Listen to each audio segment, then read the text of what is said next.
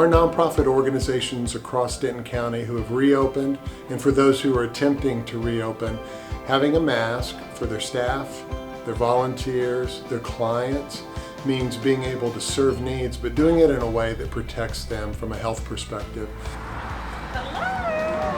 And it was amazing when Commissioner's Court agreed that the expense of a mask and the number of masks that would be needed at a nonprofit could be an expense that the CARES Act could help pay for. So that meant that nonprofits who have struggling budgets to begin with don't take precious dollars, resources, and deploy them towards masks. What's really exciting, even more than that, is that next we'll see an additional round of mask deliveries happen across Denton County to meet all of the needs of all the nonprofits.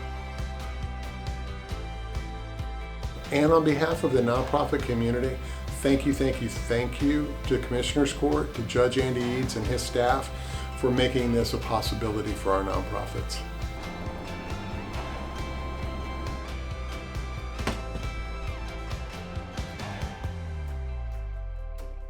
Go to unitedwaydenton.org or to the county website and find ways that you can get help or you can share vital help resources with your neighbors.